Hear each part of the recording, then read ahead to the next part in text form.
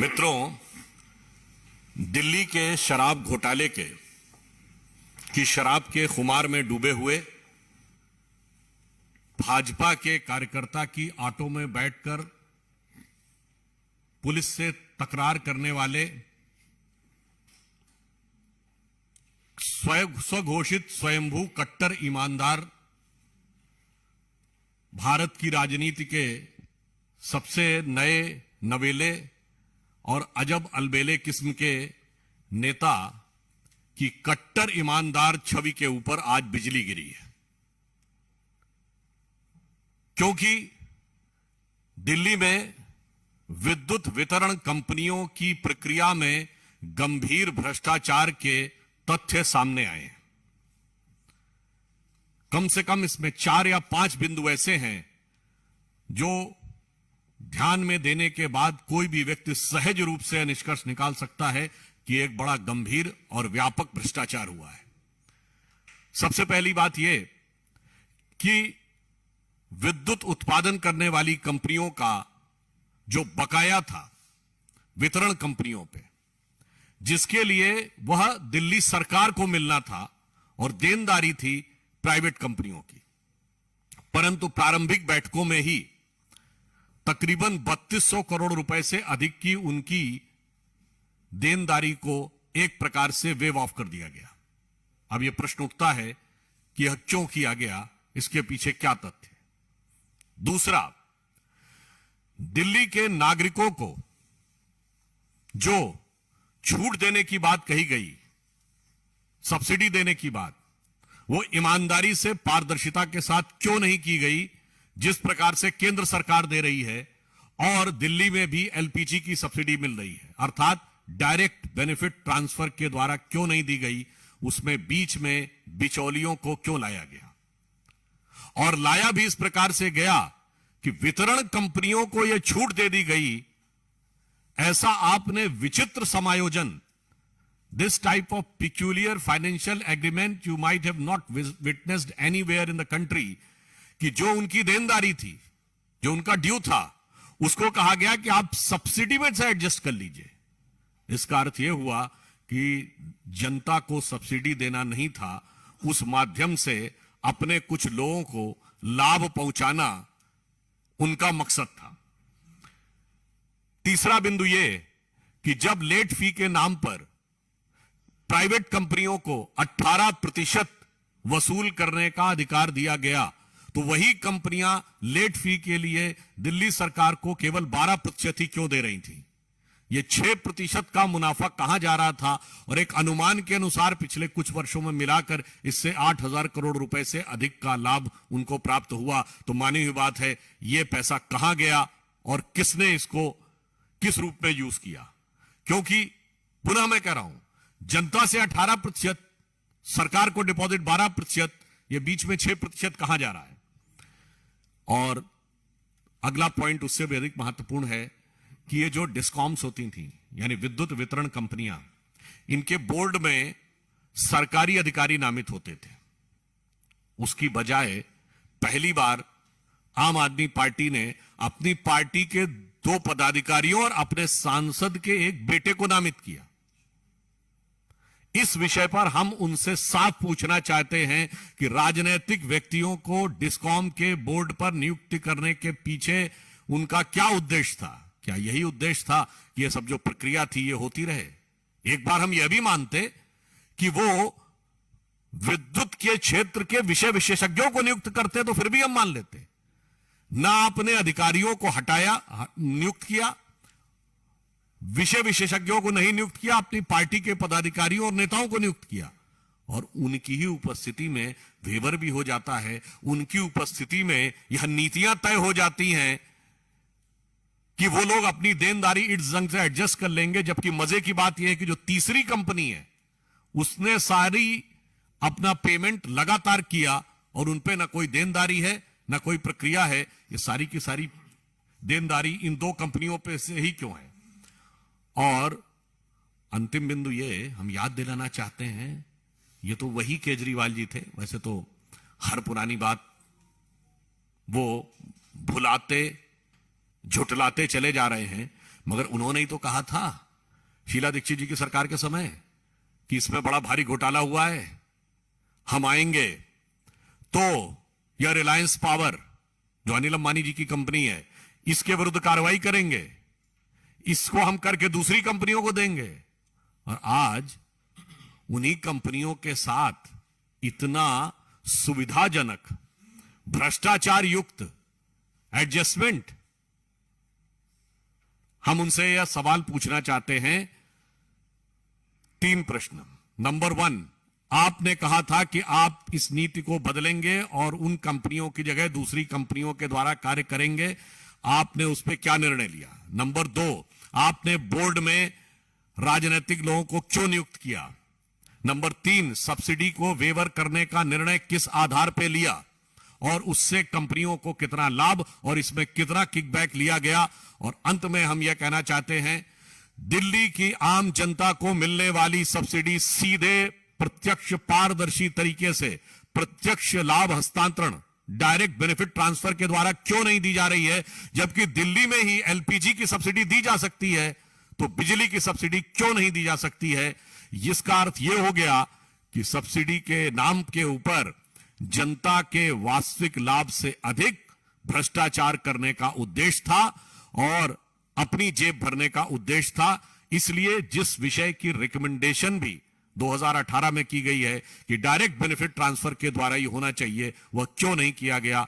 इन 4 प्रश्नों का उत्तर दिल्ली सरकार को देना चाहिए, क्योंकि यह उनके भ्रष्टाचार को, जैसे बिजली की रोशनी होती है ना, बिजली की रोशनी से, बिजली की गज से। अब मुझे तो ऐसा लग रहा है जैसे शराब के नशे में आदमी कभी गलत सलत बिजली का स्विच भी छू देता है तो करंट लग जाता है, तो मुझे लगता है शायद उसी प्रक्रिया के तहत इन्होंने भी कुछ किया है। तो नशे में भी थे, करंट भी लगा, और ईमानदारी और निष्ठा तो यह थी कि आप याद करिए, शराब के मामले में अपनी ईमानदारी साबित करने के लिए बापू की समाधि पर गए थे, मगर कल बापू की जयंती पर उन्हें वहां जाना ध्यान नहीं आया।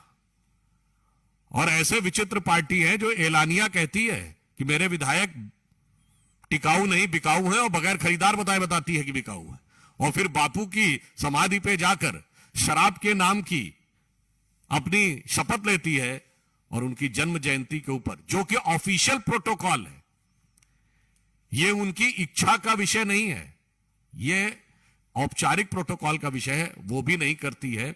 इसलिए हम इस विद्युत घोटाले के ऊपर साफ साफ उनसे जवाब चाहते हैं कि इन 4-5 बिंदुओं के ऊपर उनका क्या स्टैंड है और क्या कार्रवाई कर रहे हैं। बहुत बहुत धन्यवाद। अब मैं निवेदन करूंगा आदरणीय प्रदेश अध्यक्ष श्री आदेश गुप्ता जी से कि आप सबको संबोधित करें। आदेश जी।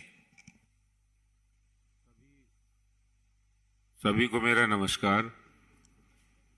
दिल्ली में अरविंद केजरीवाल सरकार जो भी काम करती है उसकी मंशा उसमें बड़े भ्रष्टाचार की होती है। शराब के लाइसेंस, L1 लाइसेंस का कमीशन उन्होंने बढ़ाया, 12% किया और उसमें से 6% लिया। यहां भी 6% का खेल है। यहां उन्होंने 18% जो इंटरेस्ट लेट पेमेंट का देना था बिजली कंपनियों को, डिस्ट्रीब्यूशन कंपनी यानी दिल्ली सरकार को, जो दिल्ली सरकार की पावर डिस्ट्रीब्यूशन कंपनी है ट्रांसको और दिल्ली ट्रांसको लिमिटेड और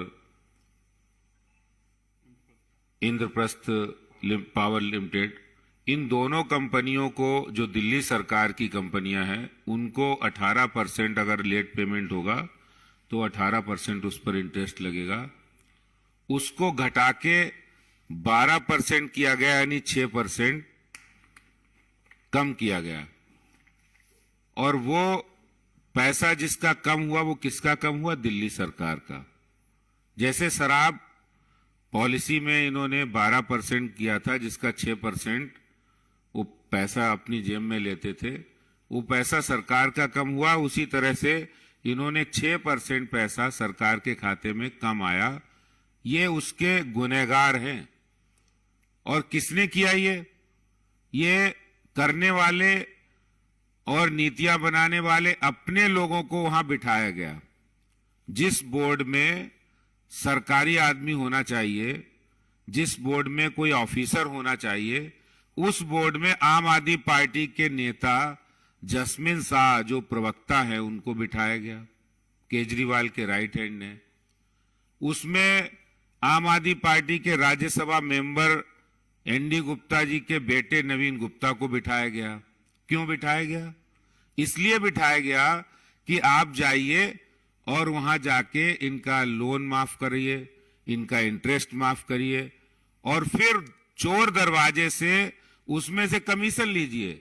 ये मोडस ऑपेंडी, ये कार्य करने की नीति अरविंद केजरीवाल की अब स्पष्ट हो गई है कि अपने लोगों को उन जगह पर बिठाओ, आम आदमी पार्टी के लोगों को, और फिर वहां से जो मोटा माल हो वो कमीशन अपने पास ले आओ। जैसे इन्होंने 3239 करोड़ रुपए तुरंत माफ कर दिया, इसीलिए माफ किया कि भाई उसमें से उनको मिलने वाला है। अब सवाल है जांच होगी कितना मिला, 20% मिला, 40% मिला, 60% मिला। लेकिन बिना कोई सेटिंग के 3239 करोड़ रुपए जो दिल्ली सरकार के खाते में आना था, उस पैसे को माफ करके दिल्ली सरकार ने एक बहुत बड़ा गुनाह किया है। और मैं आपको बताना चाहता हूं, बिजली के मुद्दे हमने कई बार उठाए हैं। दिल्ली में गंभीर मामला फिक्स चार्ज का है। फिक्स चार्ज का मामला इतना गंभीर है, इतनी बार मुद्दा उठाए, लेकिन आज तक अरविंद केजरीवाल का कि कान में जू नहीं रेंगा। दिल्ली के अंदर सारी जो बिजली है वो 5,500 मेगावाट से 7,000 मेगावाट कैपेसिटी है। यानी जब कम डिमांड होगी तो 5,500 मेगावाट होगी और जब हाई डिमांड होगी तो 7,000 मेगावाट होगी। इससे ज्यादा बिजली कंपनियों की डिस्ट्रीब्यूशन करने की औकात ही नहीं है। यानी जो उनका इंफ्रास्ट्रक्चर है वो इससे ज्यादा नहीं है। लेकिन दिल्ली सरकार के शह पर, उनके संरक्षण में यही बिजली कंपनियां उपभोक्ताओं से फिक्स चार्ज के नाम पर 22,700 मेगावाट के पैसे वसूल कर रही हैं। हर साल 11,000 मेगावाट अधिक, 11,000 करोड़ रुपया अधिक वसूला जा रहा है दिल्ली के मासूम उपभोक्ताओं से, जो बिजली के बिल अदा करते हैं। उनके घरों पर जो 2 किलोवाट इस्तेमाल करते हैं उनको एक ही महीने के बाद 4 किलोवाट का फिक्स चार्ज आएगा, फिर अगली बार 6 किलोवाट का आ जाएगा और ये बढ़ता रहता है, कभी कम नहीं होता है। जबकि नियम है कि हर 3 महीने में उसको रिव्यू किया जाए कि अगर उसकी एमडीआई कम है, अगर जो कंजम्पशन कम है तो उसको कम किया जाए, ज्यादा है तो ज्यादा किया जाए। लेकिन बिजली कंपनियां सरकार की मिलीभगत से फिक्स चार्ज के नाम पर 11,000 करोड़ रुपए अधिक वसूल कर रही है और फिर उनसे हिस्सा पत्ती ये जस्मीन शाह और नवीन गुप्ता जैसे लोग अंदर बैठ के कर रहे, सरकार की दलाली करने का काम वो लोग कर रहे हैं। ये आम आदमी पार्टी का ये काम करने का तरीका, अपने लोगों को वहां बिठाओ और फिर दलाली करो। और मैं बताना चाहता हूं कि दिल्ली की जनता इनके लिए क्या है, तिलक विहार से बड़ा कोई उदाहरण नहीं हो सकता है।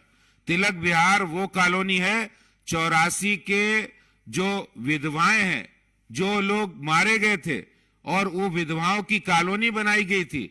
उस कॉलोनी में अरविंद केजरीवाल, वहां के विधायक 2-2 बार जाके कह के आए हैं कि हम आपको यहां पर बिजली सब्सिडी देंगे, यहां पर हम आपको बिजली माफ करेंगे। लेकिन आज तक, मैं वहां गया था मैं स्वयं, और आपको ध्यान होगा मैंने प्रेस भी की थी, लेकिन आज तक वहां लोगों के 1-1 लाख रुपए के बिल आ रहे, डिसकनेक्शन के नोटिस आ रहे हैं उन विधवाओं को, लेकिन आज तक उन्होंने अपना वादा पूरा नहीं किया। ये दिल्ली सरकार की हकीकत है। इनका तो एक ही मतलब है कि ये कमाई कैसे करे, उसके लिए नए नए तरीके इजाद करे और नए नए तरीके इजाद करके हजारों करोड़ रुपए अपनी पॉकेट में भरे। यही एक मकसद है जिसके लिए आज भारतीय जनता पार्टी ने मुद्दा उठाया है। ये बेहद गंभीर मसला है। जो बातें श्रीमान सुधांशु जी ने कही हैं उन बातों का जवाब केजरीवाल सरकार को देना होगा। धन्यवाद अध्यक्ष जी। अब मैं निवेदन करूंगा शेषाद्रि जी से कि आप सबको संबोधित करें। शेषाद्रि जी। देखिए 3239 करोड़ रुपया 3249 मतलब 3250 करोड़ रुपया किसने माफ किया है? ये 3 लोगों ने, जिसका नाम जैस्मिन शाह, एनडी गुप्ता जी का बेटा नवीन गुप्ता और उमेश त्यागी, जो तीनों इन्होंने बीएसईएस राजधानी में भेजे थे, जिसमें पहले सेक्रेटरी पावर और सेक्रेटरी फाइनेंस नॉमिनी होते थे, उसकी जगह प्राइवेट लोग भेजे। और दूसरी बीएसईएस यमुना में भेजा इन्होंने नवीन शाह को, जैस्मिन शाह को, नवीन एनडी गुप्ता को, और साथ में तीसरे जेएस देसवाल को। और कितना कितना पैसा माफ किया ये देखिए, ये बोर्ड की मीटिंग के डॉक्यूमेंट्स हैं, और देखिए कितना कितना पैसा माफ किया। जो बीएसईएस राजधानी है, इस बीएसईएस राजधानी के अंदर 1301 करोड़ रुपया, 1301 करोड़ रुपया। और दूसरा बीएसईएस, उसमें 1946 करोड़ रुपए, 1946 करोड़ रुपए, 48 करोड़, 1948 करोड़ रुपए। और ये 3 लोगों ने 3250 करोड़ रुपया जो माफ किया, अरविंद केजरीवाल जैसे विजय नायर को शराब के काम के लिए 6% कमीशन लेने के लिए इस्तेमाल किया था, यहां पे जैस्मिन शाह को इस्तेमाल किया 6% कमीशन लेने के लिए। और जैसे सुधांशु जी ने बताया, आपको ध्यान में होगा, दिल्ली में 3 पावर कंपनियां पावर दे रही हैं, बीएसईएस राजधानी, बीएसईएस यमुना और टाटा। लेकिन इन 2 कंपनियों को पैसा छोड़ दिया गया और टाटा ने अपना पैसा पूरा जमा कराया। 18% ब्याज से खुद घर बैठ के तय कर दिया मनीष सिसोदिया और अरविंद केजरीवाल ने कि अब ये 18% की जगह 21,000 करोड़ रुपए आउटस्टैंडिंग है। 21,000 करोड़ रुपए आउटस्टैंडिंग है जो सरकारी कंपनियों को देने का, उसमें से 3239 करोड़ रुपया माफ कर दिया। आज के बाद अरविंद केजरीवाल जी को कमीशन वाला मुख्यमंत्री कहना चाहिए, दिल्ली का नहीं। अरविंद केजरीवाल कौन से मुख्यमंत्री जी? कमीशन वाले मुख्यमंत्री। और कमीशन कितनी फिक्स कर दी? 6%। हर जगह से 6%, 18 की जगह 12 लेकर 6% यहां भी कमीशन ली। और ये 2000 दोनों, ये हम अपने पास से नहीं कह रहे, 2022 को 31 मार्च 2022 की ये इनकी खुद की डायरेक्टर्स की मीटिंग है, और उसमें लास्ट में आप पढ़ेंगे तो 1301 करोड़ रुपए एक में और 1948 करोड़ रुपया दूसरे में। जैस्मिन शाह, नवीन एंड गुप्ता और तीसरे देसवाल, इन लोगों ने बैठकर दिल्ली के सरकारी खजाने में से इतना पैसा माफ कर दिया। अब आप समझ लीजिए, अगर आधे भी लिए होंगे तो भी 1600 करोड़ होगा। अब हम तो क्या बताएंगे, खुद ही बता देंगे कितने पैसे लिए हैं। लेकिन एक बात क्लियर हो गई, जैसे दिल्ली में कमीशन का घोटाला था, 12%, 2% से बढ़ाकर 12% कर दी थी, यहां पे 18% से कम करके ब्याज खुद ही उठा के 12% कर दिया। 6% का दिल्ली के लोगों के ऊपर 3200 करोड़ रुपए का ये बहुत बड़ा जो चूना लगाने का काम किया है अरविंद केजरीवाल के और इन 3 मित्रों के माध्यम से किया है, जैस्मिन शाह, नवीन एनडी गुप्ता और देसवाल। और अब अरविंद केजरीवाल जी को और मनीष सिसोदिया को जरूर जवाब देना होगा कि ये इतने 100 करोड़ रुपया कहां है, किस किस ने इसमें बांट की, कहां कहां से ये पैसा लिया गया और किस किस जगह पे इस पैसे को पचाया गया। ये जानकारी पब्लिक की ना हो सके, इसलिए इन्होंने सरकारी डायरेक्टरों को निकालकर, जो कि सरकार के पावर मिनिस्टर और पावर सेक्रेटरी और फाइनेंस सेक्रेटरी होते थे, उनकी जगह अपने प्राइवेट लोग डालकर और इन कंपनियों को लूटने का काम किया है। ये काम दिल्ली की सरकार ने किया। जैसे अभी कहा गया, मेरे से पहले प्रधान जी ने बताया और सुधांशु जी ने भी, इनका काम मात्र लूटना रह गया। दिल्ली को लूटो और जेबों में पैसे भरो। कट्टर बेईमान, कट्टर बेईमान। धन्यवाद। किसी को प्रश्न? संदीप जी।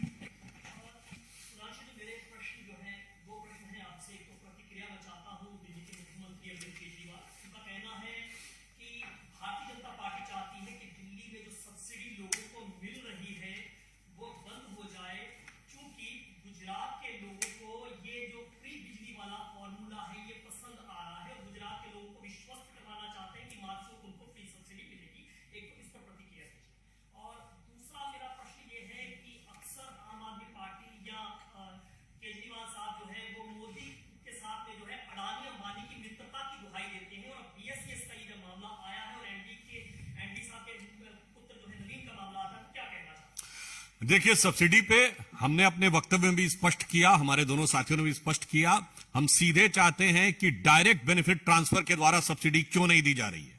यदि पूरे देश में प्रत्यक्ष लाभ हस्तांतरण से दी जा सकती है तो सिर्फ यहां पर बिजली की सब्सिडी कंपनियों के थ्रू घुमाकर क्यों दी जा रही है। दूसरी बात, जो एडजस्टमेंट किया गया है कंपनियों के साथ सब्सिडी के रकम का, उसका ऑडिट हुआ क्या? ईयरली ऑडिट होना चाहिए, वो ईयरली ऑडिट रिपोर्ट प्रस्तुत कर दें। इसका अर्थ यह हो गया कि मुफ्त बिजली देने के नाम के ऊपर असली मलाई वो अपने मित्रों को खिलाना चाहते थे। अन्यथा पुनः हम कह रहे हैं, हम सब्सिडी देना चाहते हैं जैसे देश में दे रहे हैं, सीधे पारदर्शी तरीके से, साफ। जैसे किसी जमाने में कहा था ना, 1 रुपया चलता 15 पैसे पहुंचता है, 100 का 100 पैसे पहुंचता है। सीधे पैसा सरकार से जाना चाहिए और लाभार्थी के अकाउंट में जाना चाहिए, ये बीच में कोई नहीं होना चाहिए।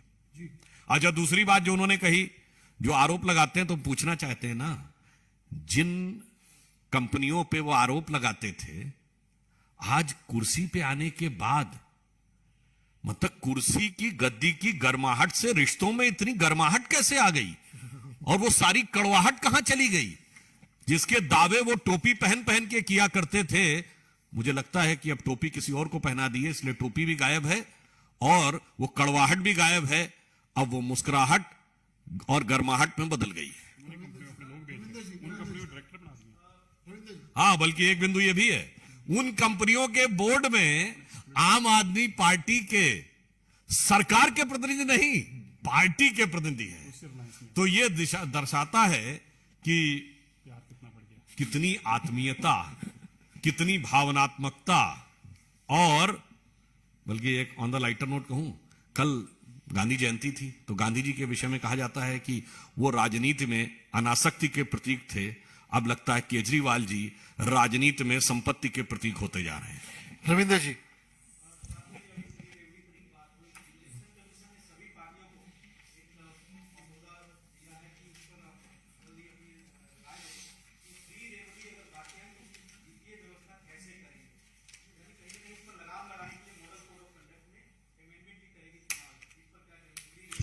देखिए, चुनाव आयोग अपने चुनाव के सही सुचारू संचालन करने के लिए पूर्णतः एक स्वायत्त संस्था है, तो उसके किसी भी निर्णय करने के लिए वो स्वतंत्र है। और हमें चुनाव आयोग की कुशलता और विश्वसनीयता दोनों में पूरा यकीन है।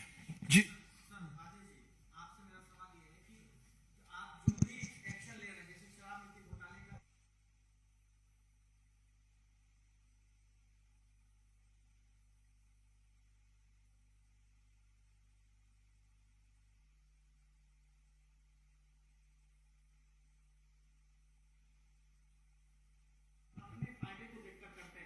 यानी कि जब चुनाव नजदीक होता है तब आप लोग सीबीआई जांच करते हैं, जबकि चुनाव नीति के बारे में आपको बहुत पहले से पता है, तो आप पहले इस पर कार्रवाई कर सकते थे। लेकिन टाइमिंग, हिमाचल चुनाव नजदीक है, गुजरात चुनाव नजदीक, टाइमिंग की बात होगी।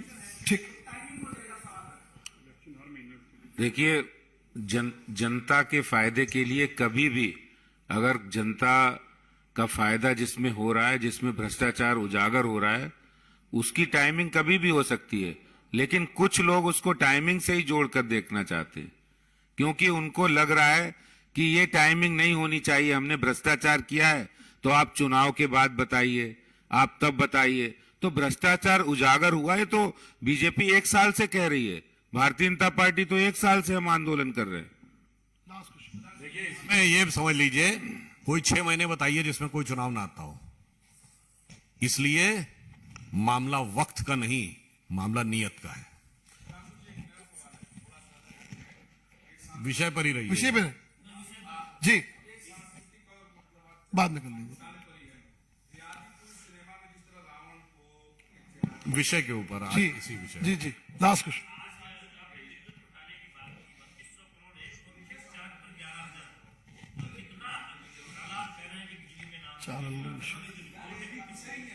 देखिए, अभी लाइट पड़नी शुरू हुई है, अभी तो कहा नहीं जा सकता जो जो लाइट अंदर घुसेगी तो कितनी कितनी इस काजल की कोठरी में से क्या चीज निकलेगी, ये तो जांच के बाद पता चलेगा। मगर हमारा उनसे जवाब यह है, ऑडिट, डायरेक्ट बेनिफिट ट्रांसफर, अपने आदमियों की नियुक्ति और सब्सिडी का प्राइवेट कंपनी के साथ सेटलमेंट, इन 4 का तो उत्तर दे दें, ये तो नीतिगत विषय है। अंकित,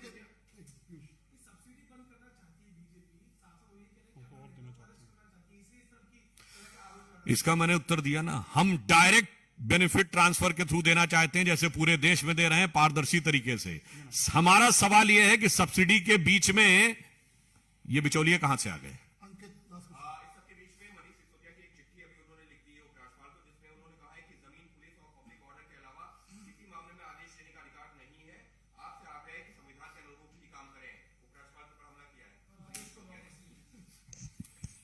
संविधान के संदर्भ में ये बताइए, ये सीए एनआरसी पे इनको अधिकार था, जो स्टेट भी नहीं है पूरा। और मैं पूछना चाहता हूं, नागरिकता के बारे में तो किसी को अधिकार ही नहीं है किसी राज्य को अपना कानून बनाने का, और उसके खिलाफ में बोल रहे थे। और ये बताइए, करप्शन तो छोड़िए, इनसे संविधान की बात करते हैं तो विश्वास मत कब होता है? जब कोई अविश्वास प्रस्ताव लाया जाता है। बगैर अविश्वास के विश्वास मत, ऐसा सुंदर उदाहरण 26 जनवरी के दिन धरना प्रदर्शन। इसलिए यहां पर सिर्फ यह बात यह है, संवैधानिक की बात के साथ साथ हमें नैतिक जवाब भी चाहिए। भ्रष्टाचार पर वह नैतिक जवाब दें, न तकनीकी आधार पे और न कानूनी आधार पे तिनके की ओट में पहाड़ को छुपाने की कोशिश न करें।